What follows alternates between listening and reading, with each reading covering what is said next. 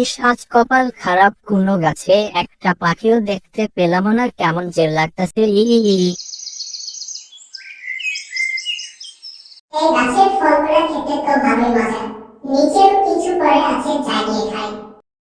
ওই তো একটা পাখি গাছের নিচে ফল খাচ্ছে, আজ ওইটাকেই শিকার করব। যাই চুপচাপ আস্তে আস্তে।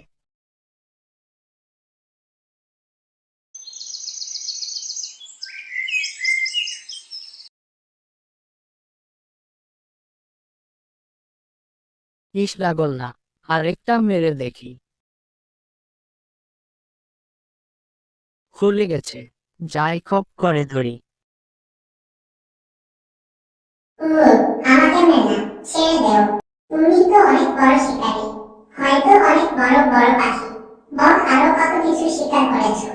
আমার মতো 100 গ্রামের ছোট পাখিকে মেরে খেয়ে তুমি কি মজা পাবে? আমাকে খেলে তোমার পেটও ভরবে না। তার চেয়ে ভালো আমাকে ছেড়ে দেও। তোমাকে আমি 3টি মূল্যবান পানি শোনাবো, সেই কথাগুলো তোমার সারা জীবনে কাজ লাগবে। কি তো এত ছোট পাখি খেয়ে লাভ নাই, তার চেয়ে পাখিটি কি বলতে চায় শুনি। প্রথম কথাটি বলবো তোমার হাতে, দ্বিতীয় কথাটি বলবো উঠতে উঠতে, আর তৃতীয় কথাটি বলবো গাছের ডালে বসে। দেখো, আমি ঠিক মতো উঠতে পারছি না, আমাকে বিশ্বাস করো। ঠিক আছে। কখনো অলৌকিক কথা কল্পনা করো না, অবাস্তব কথা বিশ্বাস করো না। এ কথা ঠিক, নিতে বাণীতে বল। যেটা হাতছাড়া হয়ে গেছে সেটা নিয়ে আফসোস করো না। কথা ঠিক, এবার তৃতীয় বাণীটি বলো। তৃতীয় বাণীটি বলার আগে দেখেন এই আগের দুটি বাণী কতটা শিখলে। আমার পেটে 200 গ্রামের স্বর্ণ আছে। আমি কি ভুল করলাম? ধনী হবার এমন সুযোগ হারালাম। যাই এখনই গিয়ে পাখিটাকে ধরি। আহ, ও ধরতে পারছি না।